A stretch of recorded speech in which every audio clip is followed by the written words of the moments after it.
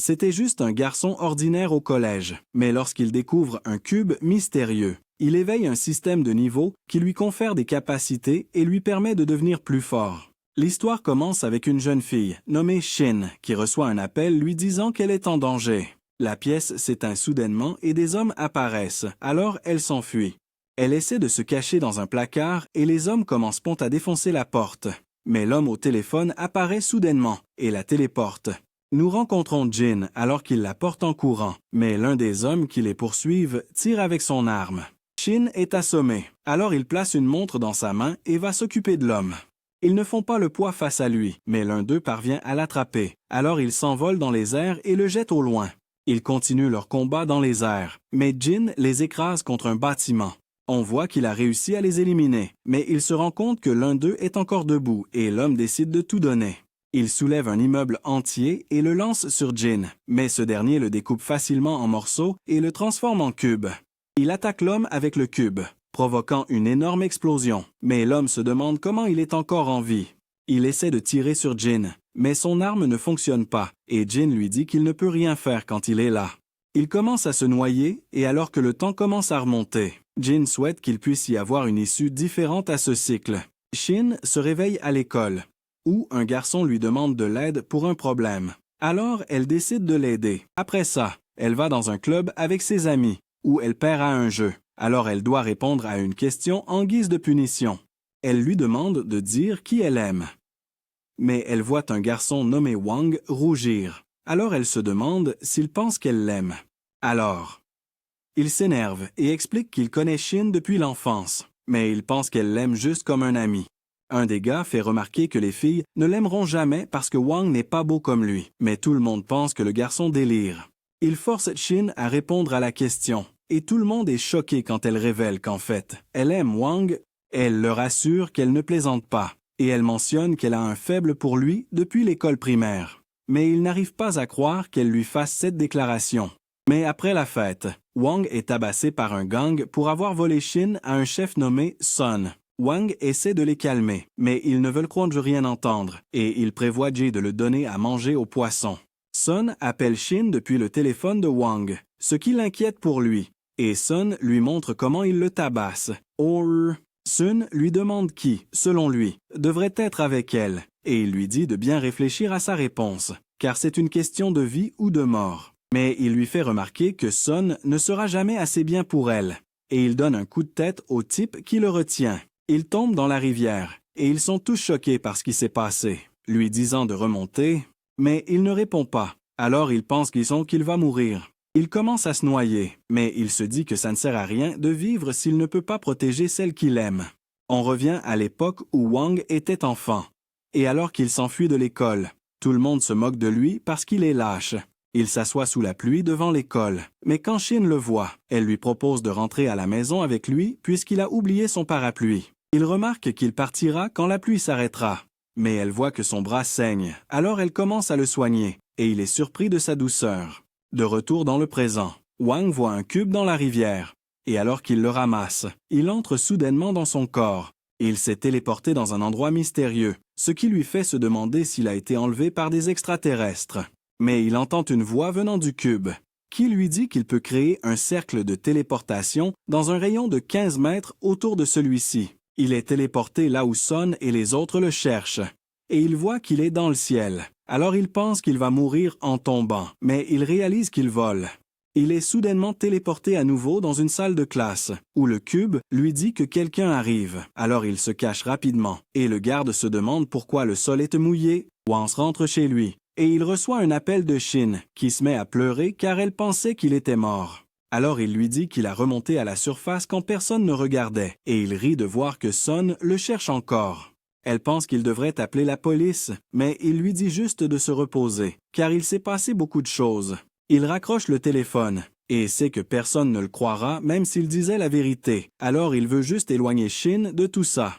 Soudain, Wang entend à nouveau la voix du cube, qui lui dit qu'il est présent à l'intérieur de son corps.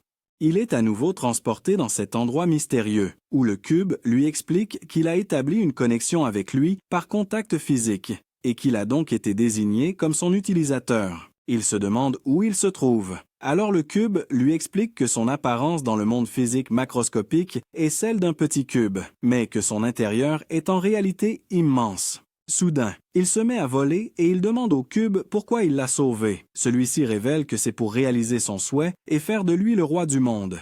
Wang est téléporté sur un toit, où il a peur de tomber, et le cube lui dit que son énergie restante est sur le point de s'épuiser. Il doit donc attendre 1 minute avant de pouvoir se téléporter à nouveau. Il se demande comment contrôler sa destination de téléportation, car il a l'impression qu'il est sur le point de mourir à chaque fois que le pouvoir s'active. Le cube lui dit alors d'utiliser son noyau pour voir au lieu de ses yeux. Lui expliquant qu'il pourra sentir tout ce qui se trouve dans un rayon de 15 mètres, il met la théorie à l'épreuve et il est surpris de pouvoir vraiment tout voir, mais il a peur quand il voit un chat le regarder. Wang se sent soudain fatigué. Alors le cube lui dit que s'il continue à utiliser ses capacités sensorielles lors de la téléportation, il sera à court d'énergie. Il perd connaissance, et quand il se réveille dans son lit, il est surpris de voir le cube juste à côté de lui. Il lui indique que s'il reste dans son corps, il continuera à consommer son énergie, et il révèle qu'il disparaîtra s'il meurt alors qu'il est à l'intérieur de lui. Donc, quand il est à court d'énergie, la meilleure option pour lui est d'être hors de son corps. Wang essaie de chercher des informations sur le cube sur Internet, mais il ne trouve rien. Il reçoit un message de Shen, lui demandant de déjeuner avec elle, ce qui le rend heureux. Mais quand il se souvient de Sun et de sa bande, il jure de ne plus jamais les laisser la harceler. Il se demande comment il peut devenir plus fort. Alors le cube révèle que le système est doté d'une fonction de mise à niveau automatique, lui disant qu'il deviendra plus fort s'il absorbe des pierres. Il est surpris que même de simples pierres puissent le rendre puissant, mais le cube mentionne qu'il a besoin de gemmes spécifiques pour libérer ses capacités fondamentales. Le cube trouve une gemme dans le jardin, alors il prend une pelle et s'y téléporte. Il dit au cube qu'il ne souhaite pas devenir le roi du monde, et explique qu'il veut seulement protéger Shen. Mais il remarque que le monde n'est pas un endroit simple, donc pour réaliser son souhait, il doit devenir plus fort que tout le monde. Il se demande où est la gemme, alors le cube lui dit d'utiliser sa détection, et il réussit à la trouver. Il pense qu'elle n'a rien de spécial, et il ne sait pas quoi faire ensuite. Alors le cube lui dit de la mettre à l'intérieur de son corps. Pendant qu'il mange la gemme, Wang sent qu'il devient plus fort, et le cube mentionne que 2 points ont été ajoutés à sa force, et 1 point a été ajouté à son endurance. Il remarque que les modifications suivent son ADN, donc il deviendra rapidement plus fort et deviendra le roi du monde. Le lendemain, Wang est en retard à l'école, alors il se précipite dans sa classe, où Shen le gronde pour avoir raccroché au nez. Sun arrive avec sa bande, et Shen se demande ce qu'il fait là, mais Wang lui dit de retourner à sa place.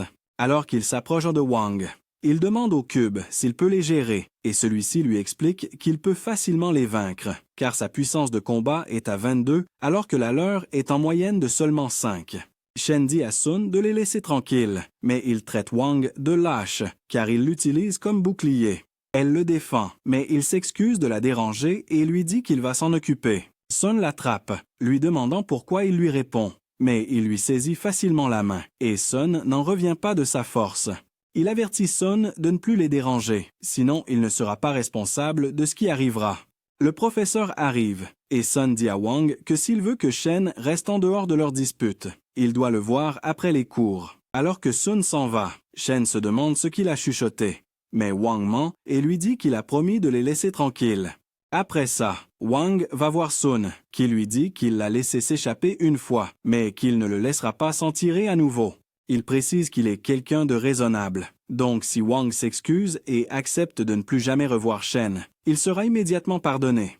Mais il se moque de Sun, en lui disant qu'il a peur de se battre seul. Un des hommes, nommé Chan, s'avance pour le combattre, mais le cube lui dit que la puissance de combat de Chan n'est que de 10, donc il ne s'inquiète pas. Il commence à attaquer Wang, qui esquive toutes ses attaques. Et le cube lui dit que Chan a déjà utilisé la moitié de son énergie, donc il devrait juste attendre le bon moment et porter le coup de grâce. Chan continue d'attaquer, mais Wang lui attrape la jambe et lui donne un coup de poing au visage. Il le jette contre un mur, ce qui choque tout le monde. Mais Sun se met à rire, parce que son gang a déjà vaincu des gens comme Wang. Ils se préparent tous à l'attaquer en même temps, et le cube dit à Wang qu'il n'a que 30% de chance de gagner. Ils commencent à attaquer Wang, et l'un d'eux parvient à le frapper, mais il lui donne un coup de pied dans les parties et l'envoie valser.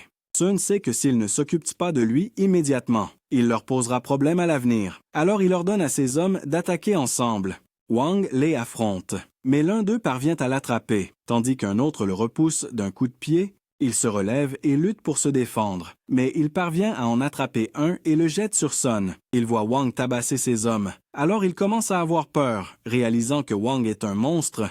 Il se dirige vers Sun, et le cube lui dit qu'il n'a plus l'énergie de se battre. Mais il sait qu'il doit saisir l'opportunité de le maîtriser.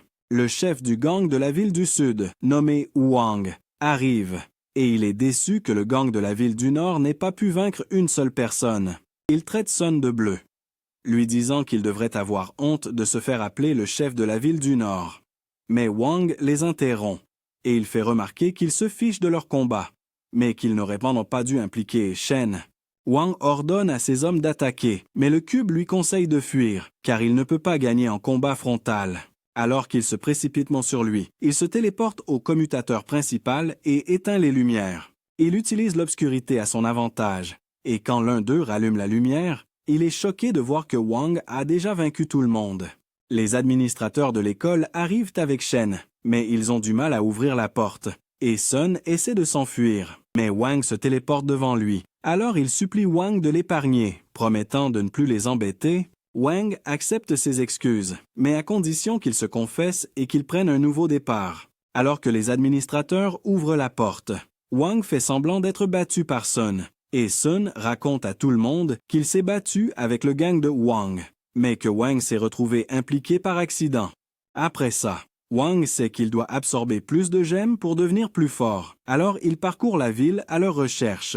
Mais la plupart sont chers, et il n'a pas les moyens de se les offrir. Alors il part dans la nature, espérant trouver des gemmes qui n'appartiennent à personne. Il s'agace rapidement, car la plupart des gemmes qu'il trouve sont dans des endroits inaccessibles. Mais le cube note qu'il a détecté une zone souterraine avec une forte présence de gemmes. Il essaie de s'y téléporter, mais il est choqué quand il échoue. Alors le cube lui dit qu'il ne peut pas se téléporter dans un espace complètement clos.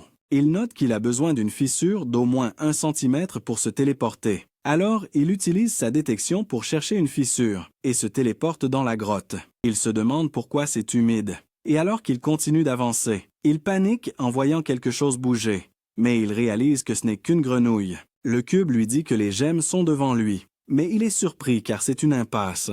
Il sent soudainement du vent. Alors il réalise qu'il doit y avoir une sortie. Et il voit un trou.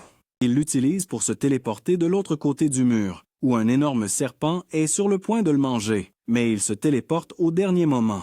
Il voit une petite plateforme près des gemmes, et il sait que s'il s'y téléporte, il tombera et mourra. Alors il décide de descendre et de grimper lentement. Le serpent continue de le suivre, et il est sur le point d'attaquer, mais il se téléporte à nouveau. Il attache une corde à un rocher, et le cube lui dit qu'il y a 12 gemmes dans la zone. Alors il pleure de joie. Il commence à casser les gemmes, mais l'une d'elles tombe dans le trou. Alors il utilise sa détection pour sentir ce qu'il y a là-dessous. Il est choqué quand il sent le serpent derrière lui, et alors qu'il l'attaque, il tombe du rocher. Le serpent saute après lui, mais il tombe dans l'eau, tandis que lui, il est sauvé par la corde. Mais il tombe aussi après que la corde se soit cassée, et il essaie de repousser le serpent avec sa pelle. Mais il s'enroule autour de lui. Il essaie d'entrer dans le cube, mais il lui dit qu'il ne peut pas entrer avec un être vivant qui pèse plus de la moitié de son poids. Il poignarde le serpent avec sa pelle, qui le lâche, et il se précipite à l'intérieur du cube. Il ordonne au cube d'absorber les gemmes, mais celui-ci révèle que 3 d'entre elles peuvent être combinées pour en créer une de niveau supérieur. Il explique qu'il existe 3 types de gemmes, les basiques n'augmentant que légèrement ses capacités, tandis que les avancées ont un effet plus important sur ses attributs. Il décide donc de fabriquer les gemmes avancées, mais il est choqué lorsque le cube mentionne que cela prendra 100 heures. Il lui dit qu'il a 11 gemmes. Il peut donc en choisir 9 à fusionner et absorber directement les 2 restantes. Il décide d'écouter les conseils du cube. Et après que celui-ci ait absorbé les 2 gemmes, il retourne combattre le serpent et le domine facilement grâce à ses nouvelles capacités. Pendant ce temps, Sun et Wan boivent dans un bar, et Wan remarque qu'il doit se venger de Wang. Mais Sun lui rappelle qu'ils ne peuvent pas le vaincre, même en travaillant ensemble. Alors Wan mentionne qu'ils n'ont pas besoin de l'affronter seuls, et il dit à Sun qu'un homme nommé Luo est revenu. Il révèle que Luo a dû partir à cause de Jin, et ils pensent qu'ils peuvent le piéger pour qu'il tue Wang à leur place. Wang rencontre Sin, qui trouve qu'il est devenu quelqu'un d'autre.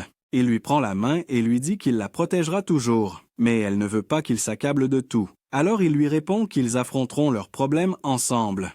Ils passent la journée ensemble, et alors qu'ils vont dans un café, Xin commence un jeu avec lui. Elle cache un bonbon dans une de ses mains, mais il devine correctement à chaque fois, car il peut le voir grâce à sa détection. Elle ne comprend pas comment il fait. Alors il lui explique que quand elle cache quelque chose dans sa main, elle serre son coude contre son corps. Mais elle sent qu'il ne lui dit pas tout, et alors qu'il s'apprête d'élite à partir, il lui offre une gemme qu'il a trouvée dans la grotte. Le lendemain, Wang s'inquiète quand Sin ne répond pas à ses appels, et il pense qu'elle a peut-être trop dormi. Mais il entend des gens dire qu'il s'est passé quelque chose de grave dans l'immeuble où elle habite. Alors il se précipite pour vérifier, mais il se rend compte que l'endroit a été bouclé par la police. Il entend une femme dire à la police que Xin a disparu, et il voit Sun rôder dans les parages. Alors il le suit dans une ruelle. Il frappe un mur en le menaçant, alors Sun accepte de tout lui raconter. Pendant ce temps, on voit Luo frapper des balles de golf sur le visage de Wang, et il remarque combien il déteste qu'on lui mente, mais il saisira toujours la moindre occasion de faire tomber Xin. On voit que c'est lui qui a kidnappé Xin, et il l'interroge sur Xin, mais elle n'a aucune idée de qui il parle. Il pense qu'elle ment, parce que Xin s'est battu contre l'organisation des hommes extraordinaires juste pour la sauver. Il s'apprête à la frapper, mais un homme nommé Yu l'en empêche, car même si elle ne sait pas qui est Xin, il semble qu'il se soucie d'elle. Luo mentionne que c'est la raison pour laquelle il l'utilise comme appât, mais Yue se demande pourquoi Xin n'est pas venu la sauver. Il pense qu'elle pourrait savoir comment vaincre Xin, et il souligne que même si Xin venait, il n'aurait aucun moyen de le battre.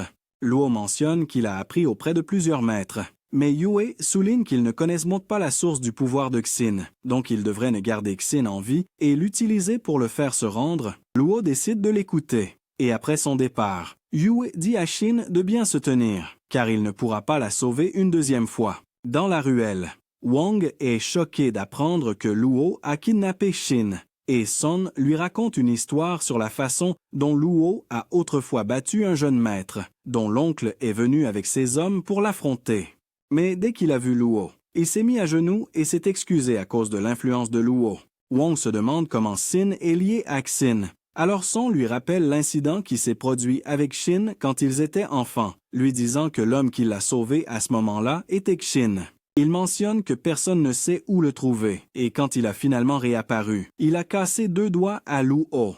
La famille Yin a mis sa tête à prix pour venger Luo, mais ils n'ont pas pu le trouver. Ils ont fini par abandonner Luo, et depuis ce moment, ils cherchent des indices pour retrouver Xin.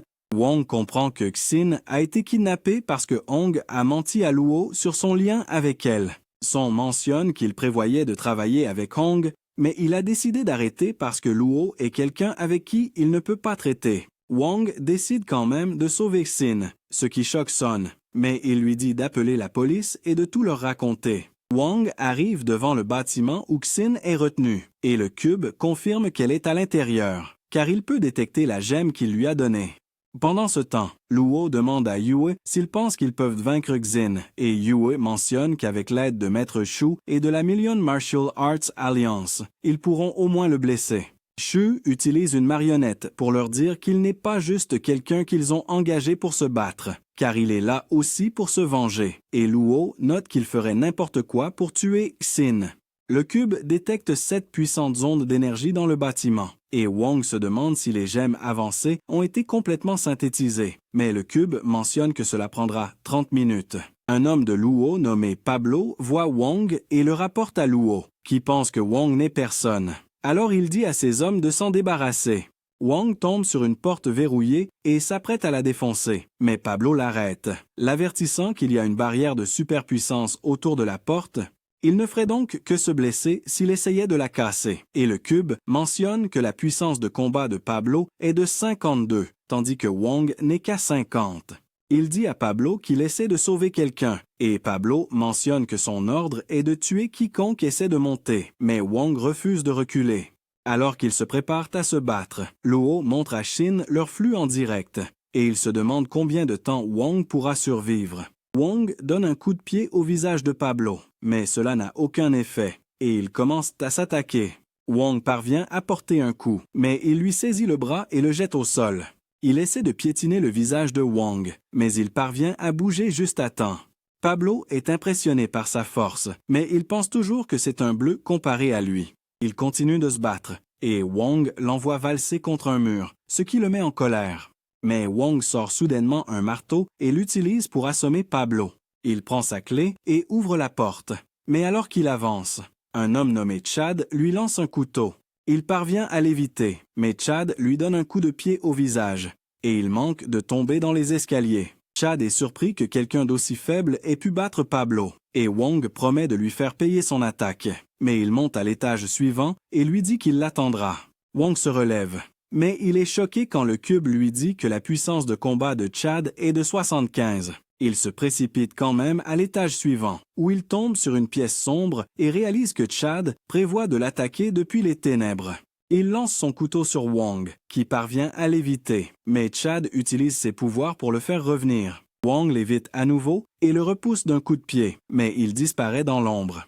Il repense à son entraînement dans l'obscurité depuis son enfance, ce qui lui a donné la capacité de localiser les choses par le son, de sorte que personne ne peut le vaincre dans le noir. Il se précipite vers Wong, mais il se prend juste une gifle. Alors il se demande si sa présence n'était pas complètement dissimulée. Il commence à se déplacer à une vitesse ridicule et tente de porter une attaque. Mais Wong invoque une batte et le frappe au bijou de famille pour le vaincre.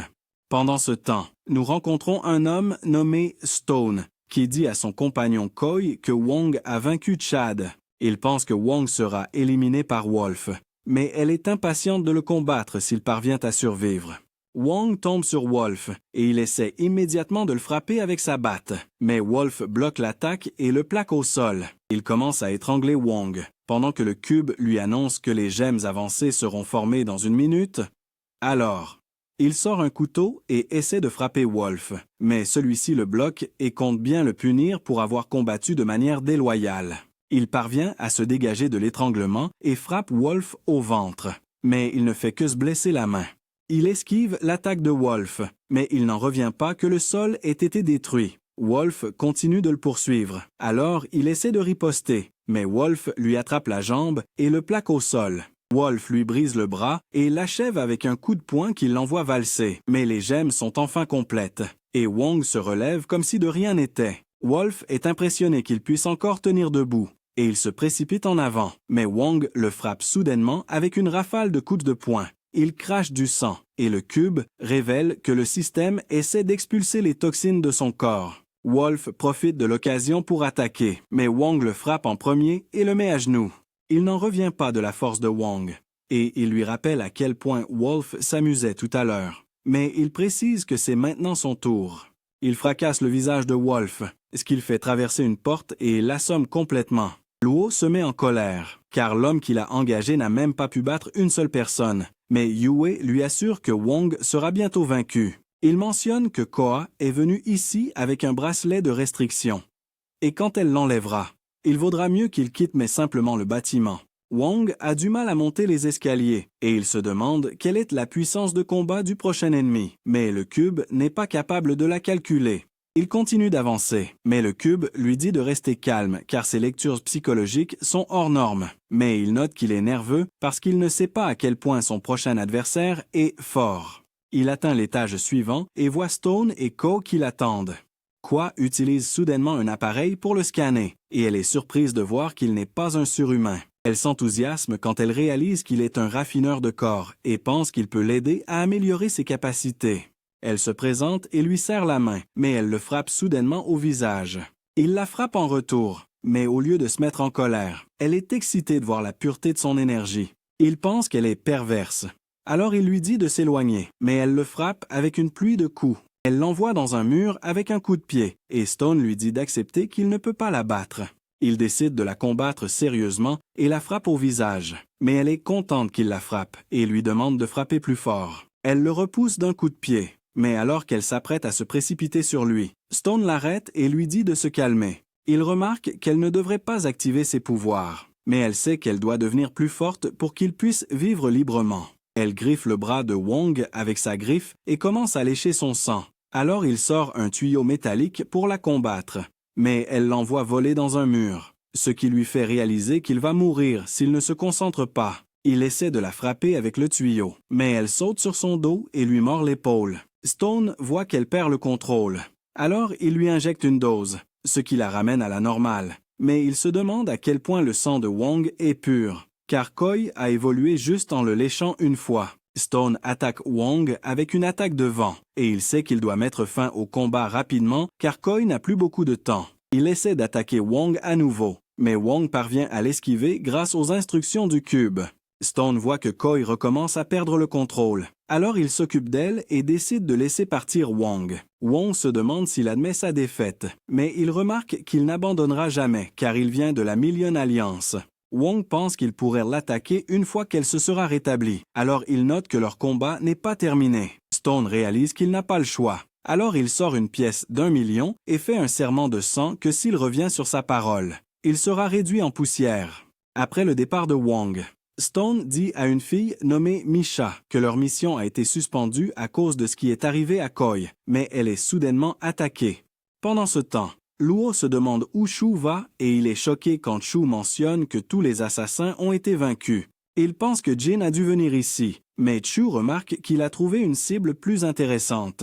Yua note que l'Alliance du Million a conclu une trêve avec Wong. Il est donc préférable d'évacuer, mais Luo refuse de partir.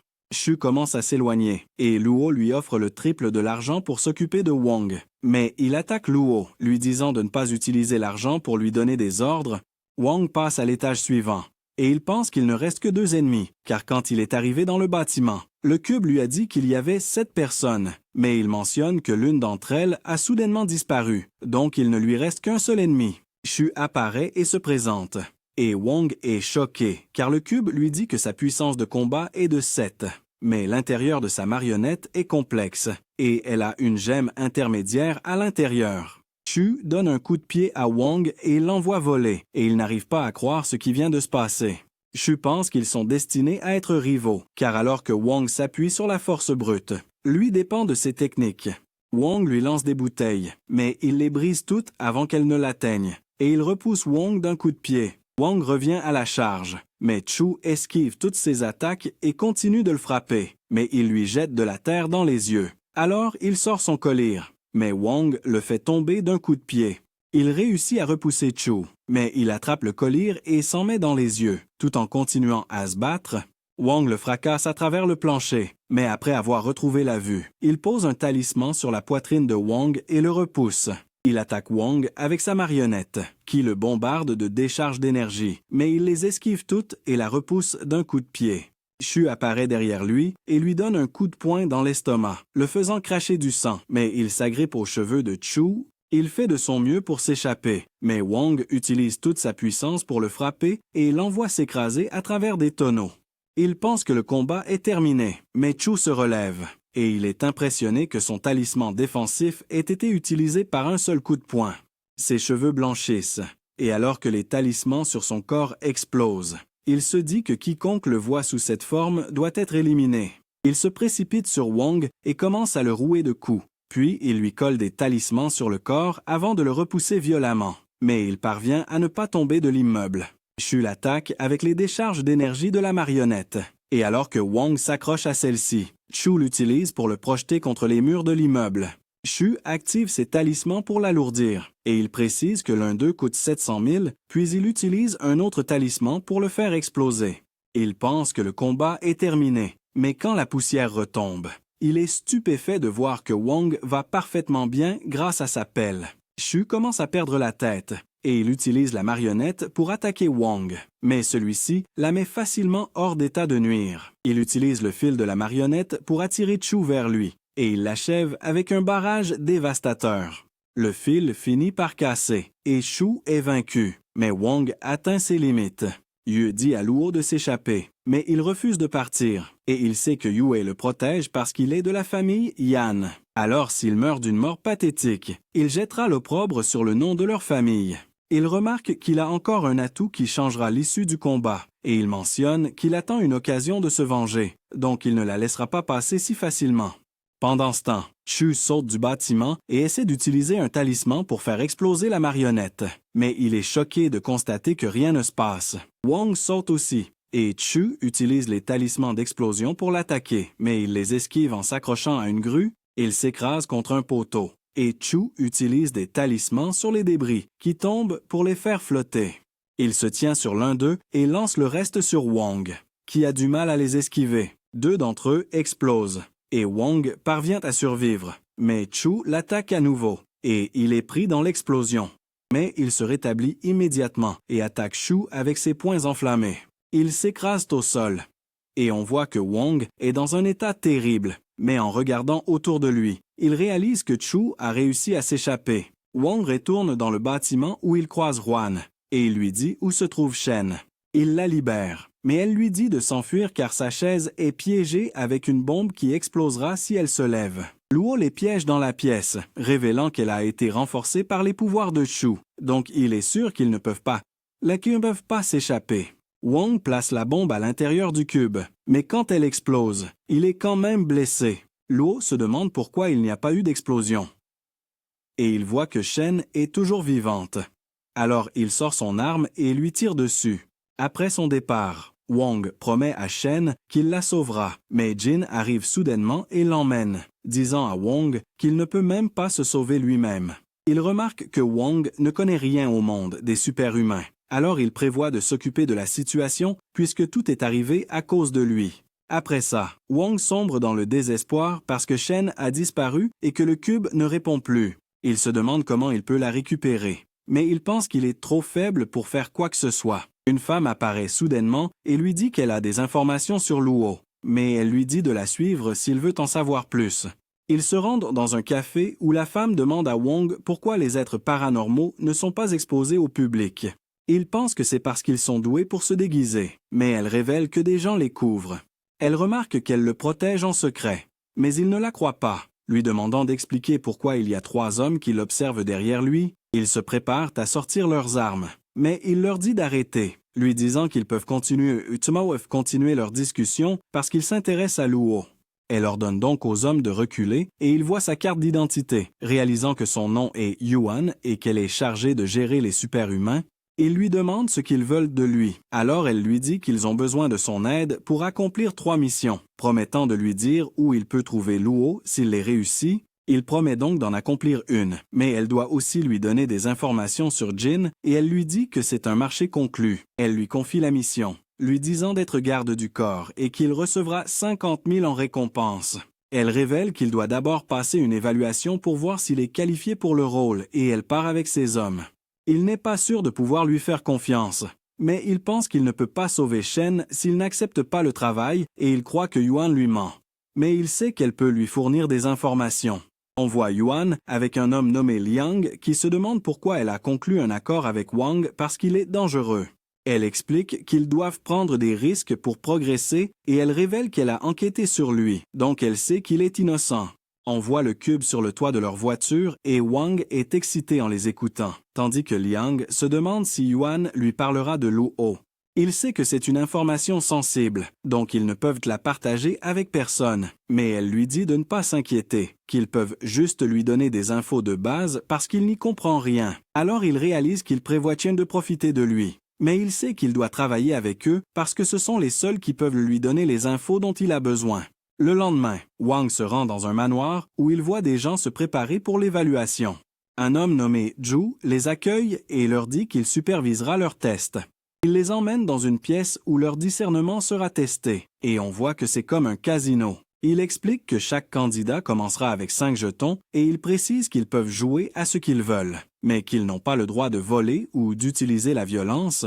Il révèle qu'ils doivent avoir 10 jetons pour réussir le test et ils pensent que ce sera facile. Mais les candidats commencent à échouer au test et l'un d'eux remarque qu'ils ne peuvent pas faire confiance aux machines parce qu'elles sont probablement truquées. Il dit à Wang qu'il a un plan, mais il s'éloigne simplement, alors l'homme se met à chercher une nouvelle cible. Wang voit une fille dire au candidat de trouver une pièce, mais l'homme apparaît soudainement et le défie de jouer. Wang se demande ce qu'il manigance et l'homme lui demande s'il a peur, mais il mise tout. Alors l'homme fait de même. Le jeu commence alors que la fille place la pièce dans l'un des gobelets et les mélange à une vitesse incroyable. Elle leur dit de placer leur pari, alors l'homme choisit un des gobelets. Mais Wang utilise sa détection pour trouver la pièce et lui dit qu'elle est dans sa main droite. Elle mentionne que sa main droite est vide, mais il sait qu'elle l'a échangée avec son autre main. Alors il lui dit d'arrêter les tours de passe-passe. Elle le félicite d'avoir gagné la partie et l'homme n'arrive pas à y croire. Pensant qu'elle a utilisé 2 pièces et en a caché une sous la table, alors il regarde autour de la table. Mais elle explique que ce n'est pas truqué, lui disant qu'elle n'a utilisé qu'une seule pièce. Après ça, on apprend que l'évaluation est terminée et que Wang a réussi tous les tests. Il rejoint donc les autres candidats admis. Zhu félicite tous ceux qui ont réussi et les présente à leur patron, Piao, qui leur dit qu'ils ont gagné le droit de devenir ses gardes du corps. Il révèle qu'ils assisteront à un banquet ce soir et leur dit de faire de leur mieux, promettant de leur donner une prime s'ils se débrouillent bien. Il dit à Zhu de s'occuper de tout avant de prendre congé, et Zhu annonce à tout le monde que Piao les a déjà payés à l'avance.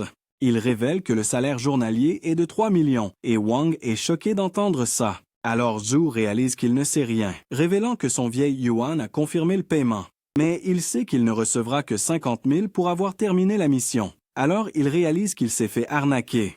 Après ça, Wang est dans une voiture où une fille nommée Jasmine lui donne des informations confidentielles sur le banquet. Elle révèle que cela implique 7 missions, dont une est la vente aux enchères où Piao veut obtenir l'ancien masque. Elle explique que leur mission est de l'aider à l'acquérir, mais Wang l'interroge sur un cristal. Elle révèle alors que c'est l'un des objets de la vente aux enchères, appelé l'essence d'obsidienne. Il se souvient que le cube en a parlé quand il a été blessé, alors il pense qu'il peut l'utiliser pour devenir plus fort. Elle lui dit de tout mémoriser avant leur arrivée, et il remarque qu'il veut obtenir des objets de valeur au banquet. Ce soir-là, les invités se réunissent pour le banquet, et l'hôte D mentionne qu'ils vont sauter le discours d'ouverture et commencer la vente aux enchères. Il note qu'ils vont commencer par un jeu d'échauffement et montre à tout le monde un crocodile géant, ce qui les effraie. Mais il leur dit de ne pas paniquer car il ne peut pas leur faire de mal. Révélant qu'ils sont protégés par du verre par balle, les invités pensent qu'il est impatient parce qu'il a commencé avec un monstre. Mais il leur dit de ne pas s'inquiéter, leur disant qu'il y a plein d'autres choses installées pour eux. Il explique les règles du jeu, révélant qu'il y a une cloche dorée attachée autour du cou du crocodile et que la seule façon de gagner est de la retirer. Il précise que le guerrier qui gagnera le jeu recevra de l'or en récompense. Mais une fois entrés dans la cage, ils ne peuvent non plus en sortir tant qu'ils n'ont pas la cloche. Le premier challenger entre dans la cage et se jette sur le crocodile, mais celui-ci le dévore soudainement. Les invités pensent qu'il était faible, mais Wang sait que c'était un combattant compétent et D remarque que la bête a été modifiée. Elle est donc plus forte qu'un crocodile ordinaire. Il augmente la récompense de 30% et leur demande qui se portera volontaire pour se battre ensuite. Un guerrier nommé Al mentionne qu'il a vu comment le crocodile se bat. Il sait donc comment le vaincre. Il entre dans la cage avec des lances, mais Wang se demande pourquoi il s'est porté volontaire pour le combattre.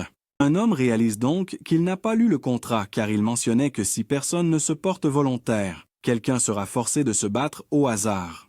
Wang pense que c'est ridicule, mais l'homme lui dit que c'est pour ça qu'ils sont payés 3 millions pour la nuit.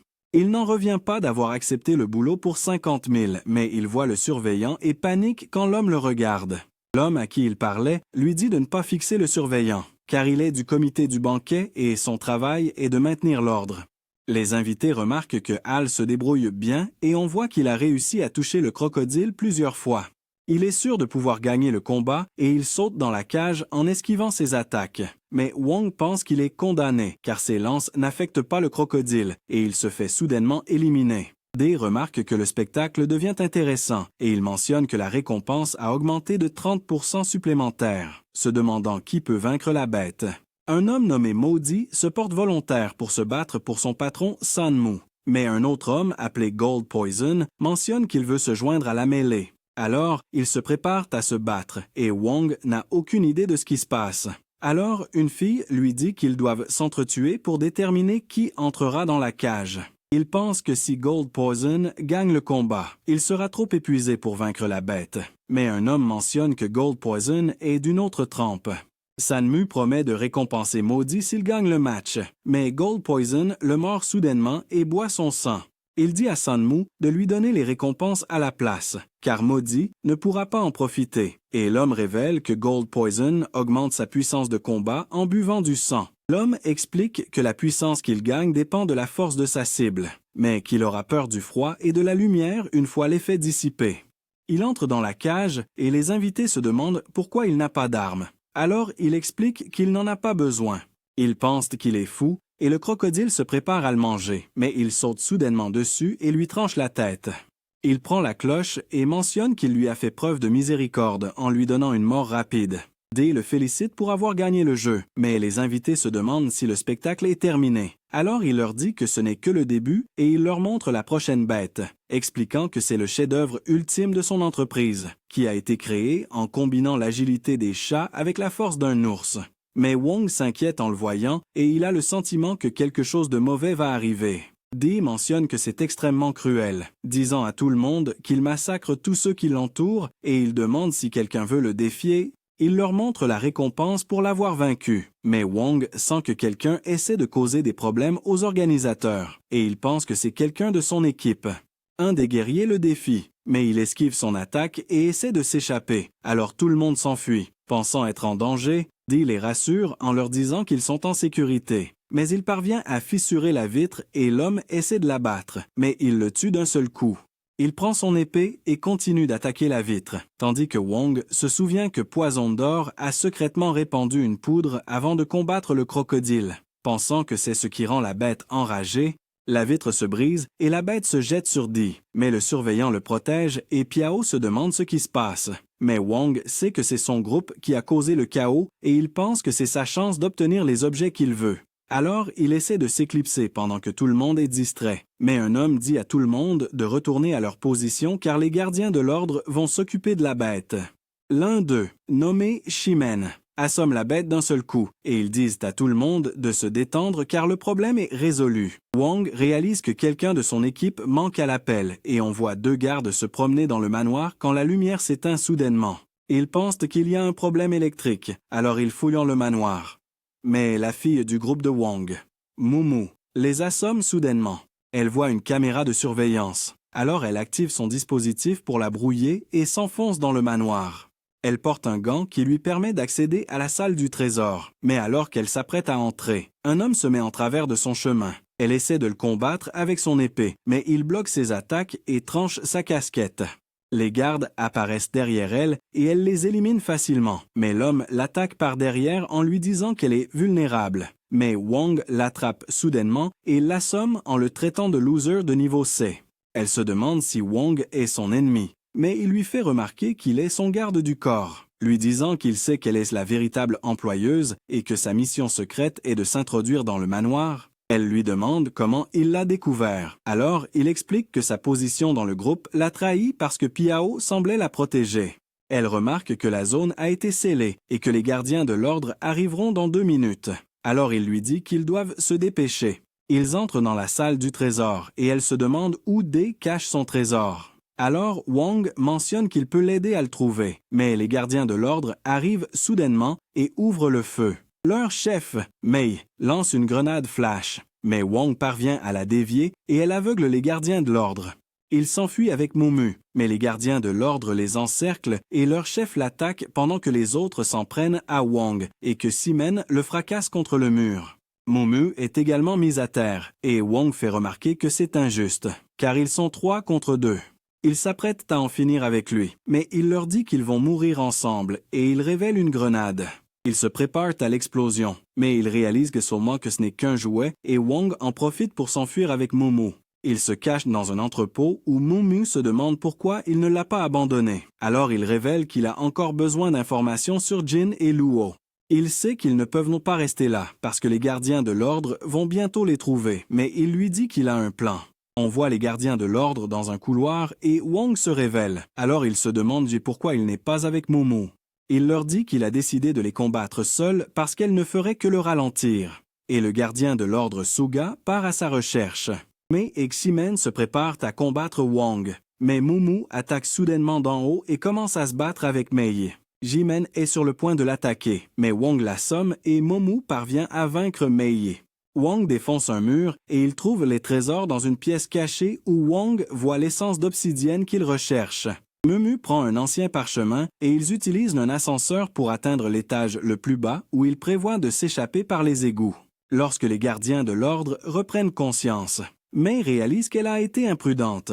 Mais leur maître arrive soudainement et leur dit de prendre les pilules qu'il a apportées pour eux. On voit un groupe de gardes attendre que Mumu sorte de l'ascenseur et Wang se demande pourquoi ils ne vont pas directement au dernier étage. Elle explique qu'elle doit faire quelque chose avant de partir. Elle voit une caméra qui les surveille, alors elle la neutralise et dit à Wang de s'écarter. Les gardes ouvrent le feu dès que l'ascenseur s'ouvre, mais elle les abat instantanément et dit à Wang qu'ils doivent agir vite. Elle lui montre le plan et lui indique où ils doivent aller, lui disant qu'ils pourront s'échapper par les égouts après avoir terminé, alors qu'ils courent dans le couloir. Ils voient une traînée de sang qui mène à une porte, et Wang pense qu'il devrait s'en éloigner. Mais Mumu utilise son gant pour l'ouvrir et lui dit qu'elle doit s'occuper de quelque chose. Elle révèle que c'est un laboratoire de recherche et il se demande pourquoi elle les a emmenés là au lieu de s'échapper. Mais elle lui dit juste de faire son travail de garde du corps. Il voit d'étranges créatures dans le laboratoire et se demande ce qu'elles font là. Alors, elle révèle que les chercheurs essaient de créer les armes biologiques les plus puissantes. Elle note que les scientifiques pensent qu'ils peuvent transformer des vies, mais ils ignorent les risques et les dangers cachés de leurs recherches. Alors elle pense qu'ils sont maléfiques. Un des scientifiques les voit, mais elle mentionne que le professeur l'attend et elle lui dit que Mumu est arrivé. Il ordonne donc à la femme de transférer ses données dans l'ordinateur et Mumu lui demande ce qu'il en est du médicament de thérapie génique qu'il lui a promis. Mais il lui rappelle leur marché, lui disant qu'elle doit lui donner le trésor du coffre avant qu'il puisse le lui donner, mais elle veut qu'il prouve que son médicament est efficace. Alors, il lui parle des gardiens de l'ordre, révélant qu'il a amélioré leur capacité physique grâce à ses recherches. Il mentionne que son expérience d'hybridation génétique a montré des résultats étonnants, mais qu'on lui a ordonné d'y mettre fin, car il voulait créer des armes biologiques pour l'armée. Il révèle qu'il n'aime pas étudier les animaux, alors il préfère expérimenter sur les humains et il pense qu'il n'y a rien de mal à cela parce que des sacrifices sont nécessaires pour atteindre la grandeur. Il pense qu'il est sur le point de résoudre tous les problèmes génétiques biologiques. Mais Mumu le menace soudainement, lui demandant s'il a le médicament qui peut sauver son grand-père. Mais il dit qu'il ne l'a pas, lui disant de lui donner le trésor afin qu'il puisse obtenir des fonds pour continuer ses recherches. Mais elle le frappe, lui disant qu'il mérite de mourir. Alors son assistant menace de lui tirer dessus si elle ne s'arrête pas. Elle dit que Mumu ne comprendra jamais ce qu'ils peuvent accomplir avec leurs recherches, mais elle la rabaisse, lui disant que leurs méthodes sont douteuses. Elle pense qu'ils sont comme que ce sont tous des monstres. Et elle ajoute que le labo ne devrait pas exister, demandant à Wang de l'aider à le détruire, mais il est soudainement absorbé par le cube, et elle se demande où il est passé. Mais elle décide de continuer seule. Le cube dit qu'ils ne se sont pas parlé depuis longtemps, mais révèle que le système a été redémarré après sa mise à niveau, car il a absorbé l'essence d'obsidienne, ce qui a également amélioré toutes ses compétences. Mumu libère les monstres du laboratoire et on voit les gardiens de l'ordre la chercher, mais ils sont soudainement attaqués par des créatures volantes. Hyuga utilise ses flammes pour les brûler et Mei sait qu'ils viennent du laboratoire, se demandant comment ils ont pu s'échapper. Hyuga dit qu'il va montrer le chemin, mais un monstre apparaît soudainement au-dessus de lui et le dévore vivant. Les gardes ouvrent le feu, mais la créature se jette sur eux et s'apprête à dévorer l'un des hommes. Mais Mei l'éloigne et Shiman parvient à l'éliminer. On voit Mumu courir dans l'établissement, mais elle est surprise de se retrouver face à une impasse et les gardiens de l'ordre la rattrapent. Mei attaque avec son fouet, mais Mumu parvient à réduire la distance. Alors Mei la repousse et utilise son fouet pour la paralyser. Shiman la projette au loin et Mei remarque qu'ils ne peuvent pas partir car ils ont pris leur pilule. Elle révèle que le professeur les a kidnappés quand ils étaient enfants et les a transformés en cobayes. Alors ils ont lutté pour survivre. Mais Mumu leur dit qu'ils sont mauvais puisqu'ils ont tué d'innombrables personnes avec leur pouvoir. Alors elle pense qu'ils méritent de mourir. Shiman s'apprête à l'achever, mais il est soudainement mis KO et tout le monde est surpris de voir Wang qui réalise qu'il est arrivé juste à temps. Mumu lui dit qu'elle a failli mourir, mais Mei réalise qu'il y a des monstres derrière elle et Wang se téléporte avec Mumu. Ils atteignent les égouts et elle se demande ce qu'il vient de faire. Mais il lui dit que c'est un secret de métier. Elle met son équipement de plongée et se prépare à s'échapper, mais le maître des gardiens de l'ordre apparaît soudainement, et le cube mentionne que sa puissance de combat est extrêmement élevée. Mumu le reconnaît comme un assassin nommé Laika, et Wong se demande pourquoi il n'a pas pu détecter sa présence. Le cube lui fait remarquer que c'est parce que Laika est bien plus fort que lui. Il révèle qu'il était censé partir à l'étranger, mais qu'il a appris le plan de Mumu. Alors il a décidé de rester. Il est cependant déçu de voir à quel point ils sont faibles. Il dit à Mumu qu'il peut faire d'elle l'une de ses subordonnées, mais Wong l'arrête et essaie de poignarder son bras, mais il réalise qu'il est fait de fer. Il se transforme en hache et Laika l'utilise pour attaquer Wong qui a du mal à se défendre. Mumu frappe Laika par derrière, mais ça ne marche pas car elle réalise qu'il peut plier les articulations de ses bras à l'envers. Wong réussit à lui donner un coup de pied, mais Laika s'accroche à sa jambe et le fracasse au sol. Mumu tente de lancer une autre attaque, mais il l'évite et Wong le frappe pendant qu'il est distrait. Réussissant à lui égratigner le visage, Laika admet qu'il les a sous-estimés et Wong veut utiliser sa nouvelle compétence pour transférer l'énergie de la gemme sur son arme. Mais le cube révèle que son couteau pourrait exploser en cas d'échec et que les autres fonctions du système seront indisponibles pendant qu'il y travaille, mais il décide de le faire quand même. Laika le frappe soudainement, le faisant cracher du sang. Alors Mumu essaie de l'aider, mais Laika la désarme facilement et la fait tomber, se demandant pourquoi Wong n'utilise pas ses techniques pour le combattre. Il lance une grenade qui explose dans la main de Laika et ils essaient de s'échapper, mais il les rattrape immédiatement. Wong essaie de l'arrêter, mais Laika le terrasse facilement et jette Mumu au loin. Wong se relève. Alors Laika continue de le frapper en lui disant qu'il devrait abandonner et il demande au système si la fusion est terminée. Mais il lui dit qu'il doit encore attendre plus d'1 minute. Laika commence à l'étrangler et menace de couper son corps en morceaux. Mais Mumu poignarde soudainement Laika par derrière. Elle pense que le combat est terminé, alors elle se précipite pour aider Wong.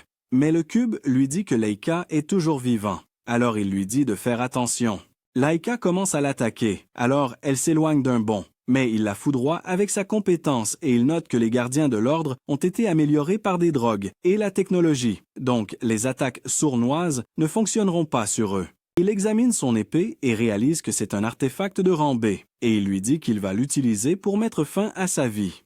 Mais le cube annonce à Wong que la fusion est terminée, révélant que son couteau s'est transformé en une arme rare avec des attributs de glace. Alors il pense qu'il a enfin une chance. Mais le cube ajoute que la fusion a échoué, donc le couteau va exploser dans 20 secondes. Il a une idée, alors il se précipite sur Laika et se poignarde la main, mais il est projeté au loin. Laika essaie de retirer le couteau, mais il explose soudainement avec de la glace et Mumu se demande s'il est mort. Mais le cube mentionne que son niveau de puissance augmente. Alors Wong lui dit de courir et ils atteignent l'évacuation en pensant que c'est la seule issue. Il lui dit d'y aller, mais elle refuse de l'abandonner et le cube mentionne que son corps a atteint sa limite. Il la pousse vers le bas et voit Laika charger sur lui, réalisant qu'il est furieux. Le cube constate que son pouvoir continue d'augmenter et Wong pense que c'est fini pour lui alors que Laika détruit tout sur son passage. Mais quand la poussière retombe, on voit qu'il est furieux d'avoir gâché sa technique de transformation sur Wong, se demandant comment il a pu s'échapper. Et on apprend qu'il a pu s'enfuir en entrant dans le cube qu'il a laissé sur le dos de Mumu. On voit Wong marcher vers l'école, pensant qu'il n'a toujours pas l'information qu'il recherche. Mais il se retrouve soudain devant Mumu qui lui demande pourquoi il est dans la Lune. Il se souvient qu'elle l'a sorti de l'école et elle lui demande s'il veut rejoindre l'ATC, qui est un centre d'entraînement qui l'aidera à se préparer pour le concours du monde surhumain. Elle précise qu'elle l'a choisi comme membre de son équipe. Mais il refuse de se joindre à elle, lui disant qu'il a quelque chose d'important à faire. Elle sait qu'il veut des informations sur Jin pour pouvoir retrouver Shin, et elle note que Jin est doué pour se cacher, donc il ne pourra pas le trouver tout seul. Lui disant de participer au concours s'il veut qu'elle l'aide, alors il accepte de rejoindre son équipe et il est prêt à tout faire pour récupérer Shin. Mais c'est là que cette vidéo se termine. N'oubliez pas d'aimer et de vous abonner à la chaîne. Merci d'avoir regardé et à la prochaine.